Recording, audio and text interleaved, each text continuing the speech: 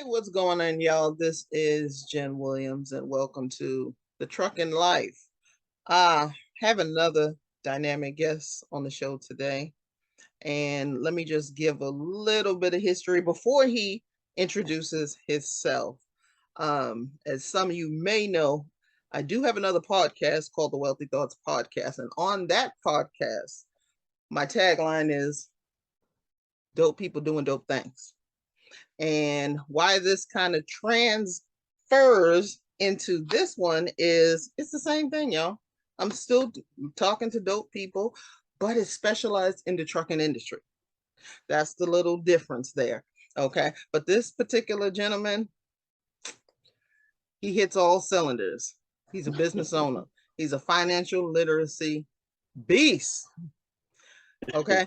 And he happens to be in the trucking industry, owner operator. You know, he did it all, driver. Okay. And he's also a trucking consultant. So y'all need to tap in. I will stop talking and let him introduce himself. Hello, Mr.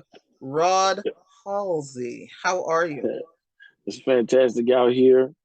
It's not dark outside. I can see my dimples, so life is good. But yeah, to everybody out there, yeah, I mean, Jen said it best. Definitely been in the trucking industry for about, I want to say, almost going on 11 years now. Um, we got a lot of stuff going on, and Jen is also my ELP partner, holding it down. Mama, I love Let's you. go. But that's entrepreneurs on purpose. If y'all don't know what that is, yeah. And then we let me tell you, it's a very special woman. We met through Recession Proof, and man, it's just been an amazing thing. I've gleaned a lot of things from Jen. Y'all got a special jewel on here, man. I hope y'all watch these videos and pay attention and listen, because this is a go-getter. But yeah, I mean, we're out here. We've learned a lot of things. We've navigated through the tough and bad times. And I like to say it this way. Jay-Z said Hove went through drug dealing, so y'all ain't have to go through it no more. Well, Rod went through the trucking industry, so y'all ain't got to go through some of that stuff no more. Come on now. Come on now. And it's a lot to learn, especially for those who see it on Instagram, see it on Facebook, and they're seeing all the glossy pictures and folks posing in front of a truck like, "Ooh, this is the life." Now, not to say that you cannot make money in this industry, because you can, but what's the cautionary tale that you tell to those people who are just seeing the pictures and not doing the research? If you don't have a goal in mind, and if you don't have the willingness to research, just take some pictures of some trucks at a truck stop and keep it moving. Yeah. Yeah, because it's I mean that's what it is. Like, it's too many details. Now, anybody can do this, but you have to be focused. I don't care whether you're a company driver or whether you're a lease to purchase owner operator, or you're just outright owner operator, own your own truck, or I don't care what part of the facet of the industry you're in. Just like computer technology, there are changes that are happening. There are things that are going on. And some of those changes are not necessarily for the benefit. It's just for the fact of saying that change happened. Yeah. So if you're not keeping up with, everything, if you don't know who the shipper is, if you don't know who the broker is, if you don't know what your position is as a driver, if you don't know what a dispatcher's job is, I can tell you right now, in your first 6 months, you need to be learning that. After the first 6 months, if you haven't learned it, you're going to be some of these people, I'm not dogging them out, that have been driving for 25 years and have no idea what this is about. And they could be multimillionaires, but instead, they're just regular truck drivers that go home and complain about the checks. Now, what's the X factor for a new person who is hopping into this trucking industry as an owner operator? And can you expound a little of what exactly is an owner operator? It pretty much, defines itself. But for those who are new to the industry, they may not know what's the difference between a company, a driver, an owner operator, even a team drivers. Okay, so company driver is an individual who joins the company, obviously, to drive for them. There's a couple of things they're not going to see. One of those things is called a rate confirmation. Your rate confirmation is just what it says. You have a rate that you're paid at, and you get a confirmation through the brokerage firm that you're getting paid what they told you they're going to pay you. When you work for a company, you don't see that. They decide to give you a little piece of the pie, and you keep it moving. You'll never even know about it. If you go get your CDL and drive for a company for a little bit, I can tell you right now, there's a reason why they can guarantee you $1,500 to $2,000 a week, because they know that their rate confirmation says they're going to make $5,000 to $7,000 off of that load. So I know I can give this to you because I'm going to get all of this. And even the more when the rates are adjusted with those brokers, with those companies, then when they lower your pay, what that means is that the broker has come in and told them, I can no longer pay you the full amount that I'm paying. I have to lower that rate. So they lower your pay. All right. When you become a lease to purchase person, that's the second thing you can do. That is where you find a company. And I said this on another video, and this is very important. You find another company that has a walk away lease clause. Here's the reason why. Because if these companies don't have a walk-away lease, you are bound to that contract, which means whatever the worth of that truck is, they're going to throw it on you and throw it on your credit. There's no questions about it. So that truck is $100,000, and you say, I'm done, they're going to be like, okay, you're done. And they have the legal right to put that $100,000 on your credit, put somebody else in that truck, and then if they leave, put it on their credit as well. Now that's going on their personal credit, correct? Personal credit. Personal credit. So thus tanking their personal credit. Wow. Then you're gonna have to that's a gem in itself. I hope you guys heard that. Then you're gonna have to come to Jen, me, Major, or somebody in recession proof to help get that off your credit. But that's another All facts. All facts. No lies detected there. But the thing about it is, you want to make sure it's a walk away lease. The other thing is, you have to shift your mindset. You're no longer a company driver.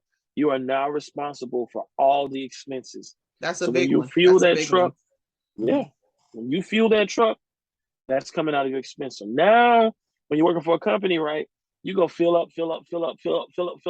Now you're like, wait a minute, where was I? Okay, when Monday started, on Sunday, when I left to go do the route for Monday, how much did I have, and how much they're gonna affect me into the week? And then the state that I'm going to, or the area I'm going to, fuel, like right now I'm in Kansas City, and I'm looking right up at the diesel. And diesel credit wise is $5.49, right? Per gallon. Right? If you got cash, it's $4.99 per gallon. They know nobody has cash for real unless they own their own truck outright. So they're gonna get that extra money on top, the extra loving on top. Thank you, please, with a cherry.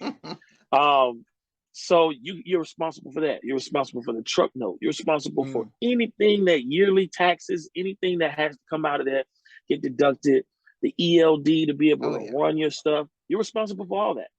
So that's what that tells me is know your numbers, folks. Know your numbers and know them well.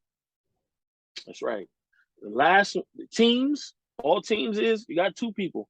Right. You got to split everything 50%. You can do at least a purchase like that. I will tell you this honestly. It is one of the hardest things to do. I'm going to tell you why.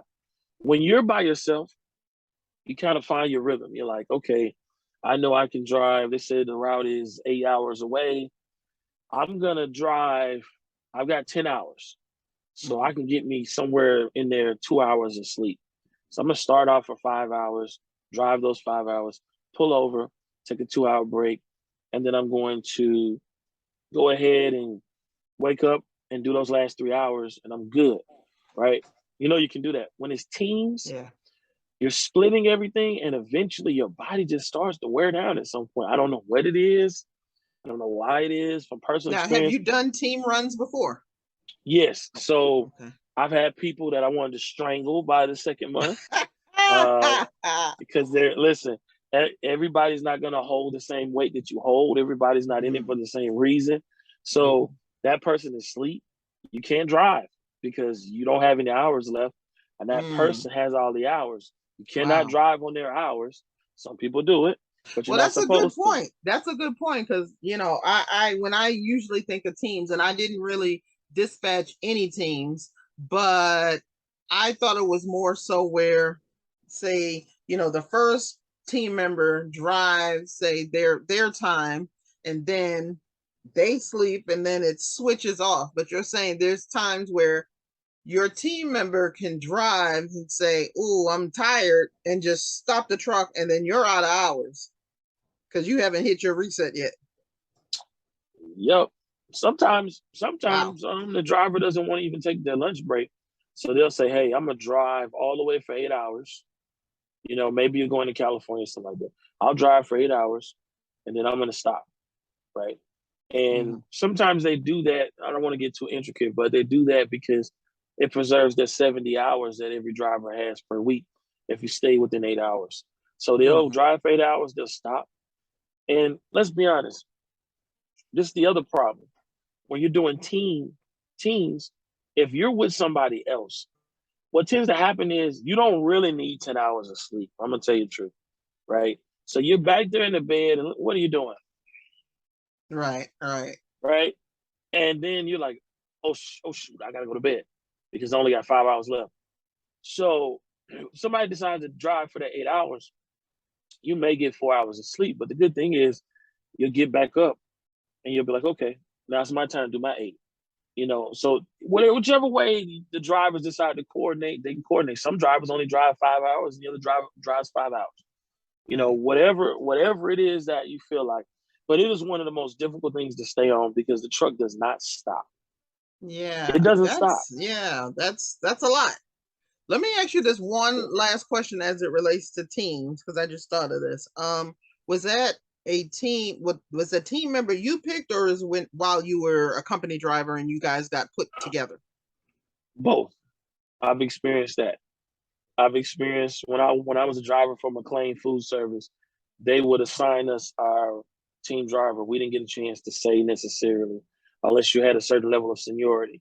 Um, and so, in that manner, you're stuck. Whatever you got Wow. to go with. Okay. You know.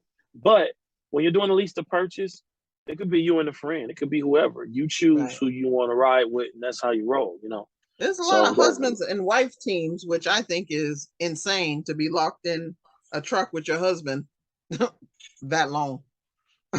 But a lot of people a make it lot of work. a lot of divorces happen in trucking industry. Mm-hmm. Yeah, I A would lot of imagine it. them. Okay, y'all, that's enough about the teams. That was actually I got educated on that subject matter, so thank you very much. So let's just move on. Give me something about dealing with the brokers that again a new trucker would need to know about.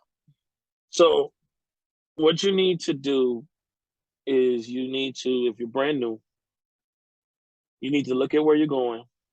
You need to get a set of tools that are going to tell you what the fuel rate is going to be from state to state where you're going if you're passing through multiple states. Mm-hmm. You need to find out. The first thing you need to do is to find out. I don't care if you're a company driver or you're a working for yourself. You need to find out, even if you got to look through the manual or call that company itself and say, how many, for how much money, if I pay, how long does this truck last? So, for instance, if I fill it up all the way to the top, can I run 600 miles? Right. And these are very important things because when you get ready to run, if you're on your own and you're a lease to purchase or owner operator, and they say, hey, I've got a load that's 600 miles, then you know that even if you fill up the tank, you're still going to have to get more fuel because you don't want to ride in low, right? So you may say, Yeah. okay, so it's going to cost me, it normally costs me about $600. I'm looking at maybe a $750 trip, right? You'll know. Or if that gallon, or if it's 2 gallons on both sides and they fill up pretty good, it may go up to 800. So now when you go in that 600-mile run, you're like, I just need to fill it up and I've got enough to go into the next run. Oh, Those okay. are That makes sense. critical Yeah. things that you have to, you have to think about. You have to learn how to measure everything. Now, why? Because when you get ready to go talk to the broker, or if a dispatcher is talking for a broker, on your behalf. You say, okay, 600 miles. It takes 800. It takes $800 or 750, whatever it is, for me to be able to get to that side of town. All right. So if that broker tells you, this is very important what I'm about to tell you. That broker tells you, hey, for the 600-mile run, I can pay you 1,100. You're gonna automatically know by taking that 1,100 and dividing it into 600. You're gonna see that your dollar per mile is close to $2. It's probably no good, right? So you're gonna say, okay, I already know I got to spend $800 or $750. So my profit is only $300 now. Yeah, we got to negotiate that load up. So or now you walk make away. Yeah. So now what you do is now you can say to that broker with all confidence, hey, when I go in this state, the fuel is this cost and this cost. This is how much I have to spend in fuel to come to where you are. Yeah. I'm not asking you to jump me up $500, but just understand financially what this means and the implications that come with it. I'll do this run for you, but the only way I'm going to at least make something is if you at least give me $200. Now, what you're going to do is you're going to give them higher than that number because your break even point is your middle number. So you have your high number, you have your middle number, and then you have your minimum. Your minimum is, he said the load was 1,100. You really need to at least get half of that number for that 600 miles. So you say, I'm willing to do it for 1,200. That's my minimum. And that's it. Right. But you're really shooting for 13. That's your midpoint. Right. And then you're going to tell the broker, well, I'm looking for about 15 for it. So my broker says, I can't do 15. You say, hey, well, what can you do? Let's talk about it. Then now you turn around, you're able to negotiate. And if you can stick them, say, okay, what about 14? Well, I can't do 14. They're going to say, well, the most I can do is 1350. You got it, right? You're always shooting at least $200 or $300 or $400 above what it is, so you have wiggle room to work down. You should never work down to your minimum. If you work down to your minimum, it's your last resort. Sometimes it happens, take it. But other than that, that's your relationship with your broker. And that's how you make sure that you're able to be successful in that manner. Okay, that's good stuff. And I mean, another point to realize, guys, is these loads and this freight is negotiable. The broker puts it on these load boards for one price. That's not a price that's set in stone. And just really know that 90% of the time, that's a low ball price. That's a start point. That's a starting point. And they know that. And so you have to be knowledgeable and know that as well, and know your numbers, just like he just said. It's vitally important, because if you go in blind and just take everything that you see, number one, they're going to know you're green, they're going to know you're new, and they're going to use you. Okay, your goal should be to get the highest paid freight that you can, secure a dedicated lane if possible. And it's not that hard to secure a dedicated lane. Do you agree? It's not. Again, you have to do your research.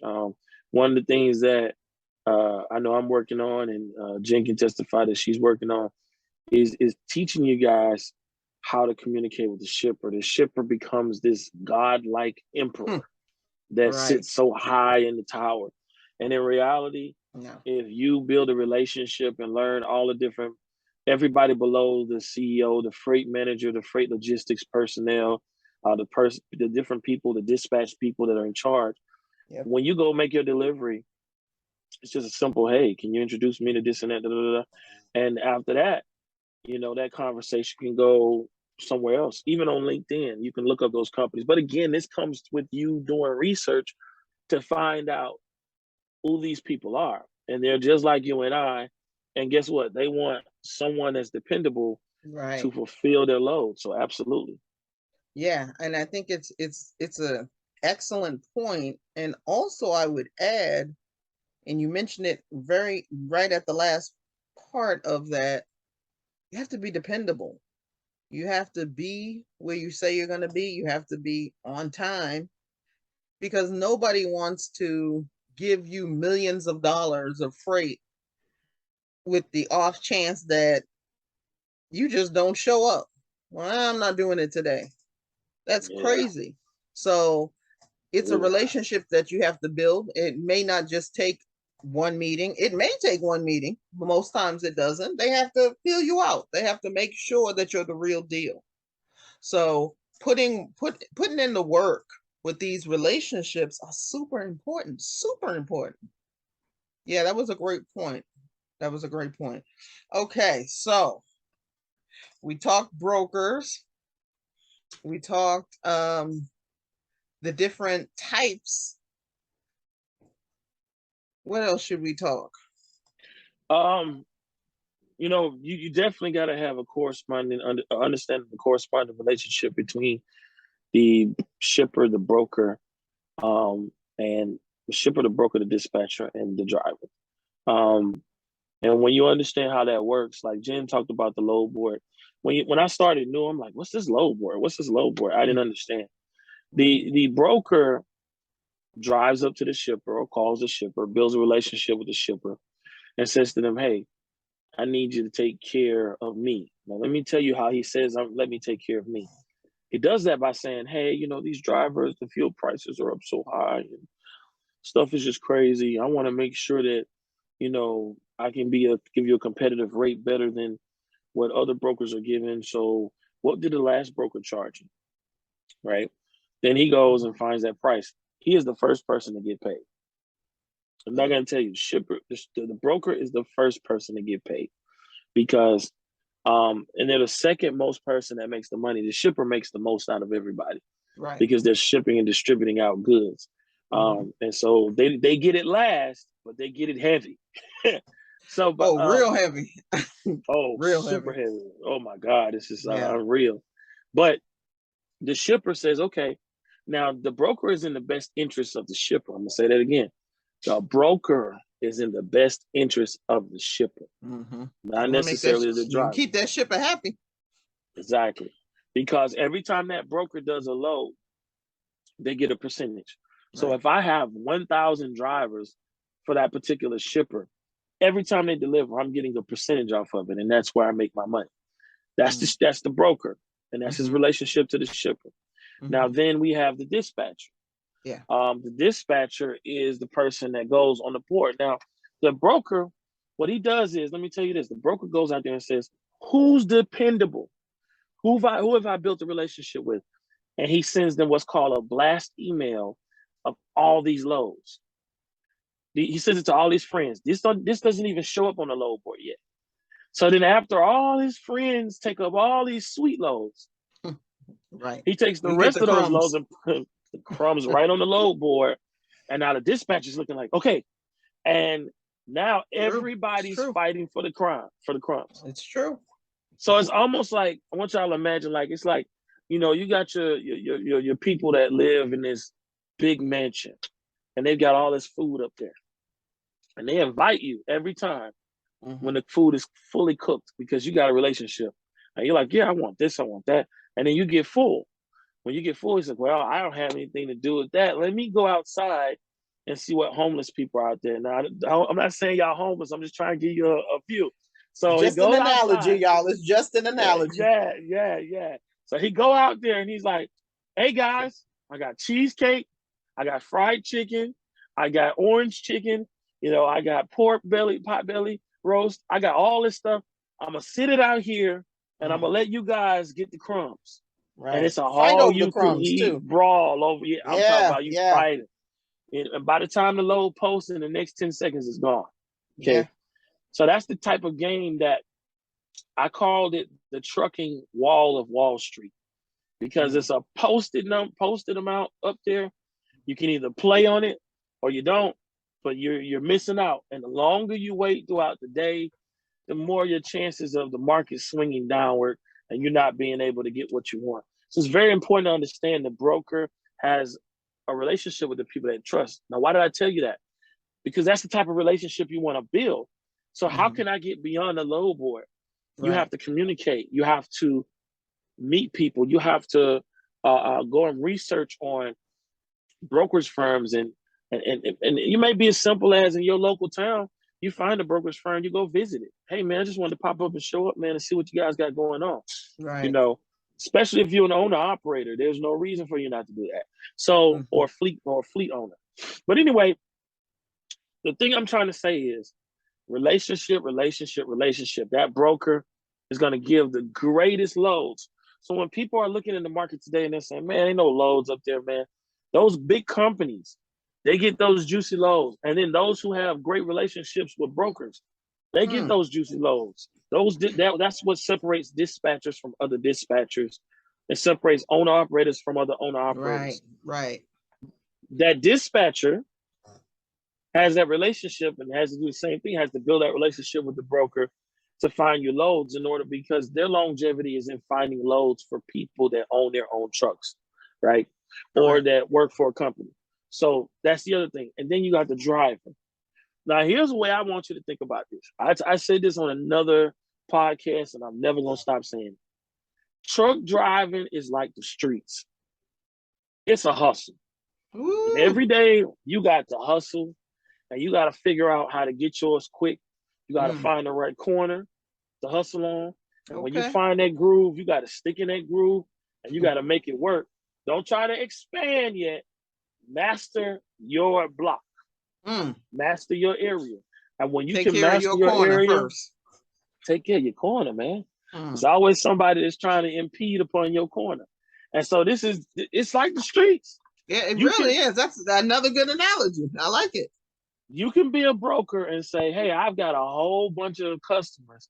And somebody else come on your block and say, yo, I can give you that. I can give you that pack a little bit cheaper. You know what I'm saying? And I don't front on any of the ingredients. We're not promoting you to become a drug dealer, by the way. No, we're not. I'm just telling you, like, it's the streets out here. And so you have to, that's why I said at the beginning, you have to constantly educate yourself, because guess what? Yeah. Nipsey Hussle taught us, F the middleman. So let me tell you, if you educate yourself well, you get your own truck, you can cut out the actual dispatcher. I'm not saying you need to. There's some great dispatchers, but you can cut out the dispatcher. If you really know what you're doing, you can cut out the broker. You can be your own broker. You can broker your own loads. Better. You may not be listed as a broker, but now you have direct relationship with these people. And now when you need drivers, this is how these companies start, where they have 10, 15 trucks, because they've built such a great relationship with one company around the corner from their house that now they can put everybody else on local runs and local routes and get paid. So this is why this is such an important thing to strategize. I can't say that enough. So yeah. The monetization of the trucking industry is massive, guys. And just like he just spoke on, I mean, and we didn't even touch half of the things that you can do to monetize in the trucking industry, to be honest. But that's why you need to tap in. I call him King Rod. That's why you need to tap into King Rod. And he's, like I mentioned in the beginning, he's a trucking consultant. And if you don't know exactly what that is, that's somebody who helps you get the money quicker. It's like a cheat code, guys. Okay, this is somebody who's been in the industry, who's had some ups, had some downs, and everything in the middle. That's the folks that you want to learn from. You don't want to learn from folks who just read a book or took a course and giving you information. You want people giving you, who have been in the trenches, have been out there and know how this stuff rolls. All right. All right. So we're almost done, guys. We've had an amazing interview. I just want you to leave us with something that you wish you have known before you started. I wish I would have known in the beginning. It's not that hard to get my own truck. Their ownership can be almost immediate. I'm not gonna delve into it too deep, but I'll break it down for you. If I go back, I said this on the other podcast. If I go back, the first thing I would do when I got my first trucking job was start my own LLC, and I would have immediately started that, and so I could have proof of revenue. See, you can have proof of income to get a car, but you have proof of revenue to build a business. And if I had known that simple thing, within after about 6 months of driving, I would have been able to, I would have went and found somebody who owned a truck and said, "Hey, I've been doing this for 6 months. Can you give me a shot?" Or I would have said, "Hey, found a lease to purchase place." There are some lease to purchase places that if you have at least 6 to 8 months of experience, they'll take you. I would have went to that place and immediately bypassed the whole working deal so I could learn the business. And in 3 months, 3 to 6 months, I would have had, because I understand credit now, I would have had enough loan companies, at least 4 or 5 of them, to give me $20,000 to $25,000 a piece. Now I have $100,000, and I would have taken that $25,000, put a payment down on the truck, and took the other $75,000 and just set it in the account, let them pull. So now I'm building business credit. Yes. And now I have my own truck. Now I can go call my own shots and do my own thing.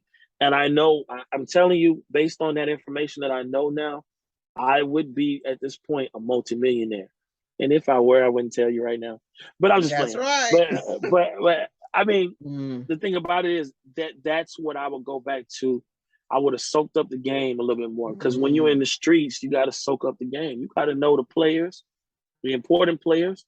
You got to know the people that determine how players can move, right? You got to know all the pieces to the puzzle in order to be successful in this business. So that's what I would definitely leave you with is look at this as a business. Don't look at it as just driving. If you want to just be a driver, at least get your LLC so you can have them deposit a percentage of your money into your business account, so you can, at least you can have something to show if you ever want to go down that road. You never want to be in a position where now you have to start. Right. You shouldn't be 10 years in trying to start. You shouldn't be 5 years in trying to start. You can be 1 year in and say, "I'll just drive." And then next thing you know, you're like, "Yeah, but I got the LLC.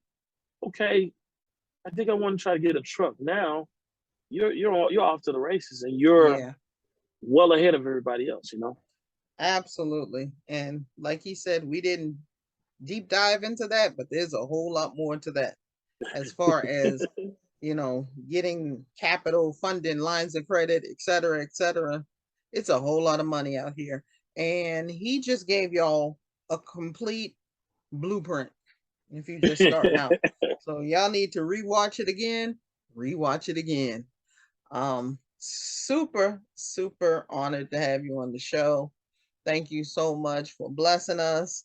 Is there anything you have upcoming that you want to share? I'm actually getting ready. It's funny you talked about the consulting end. I'm actually getting ready to put up an Instagram page where I talk about these different tips.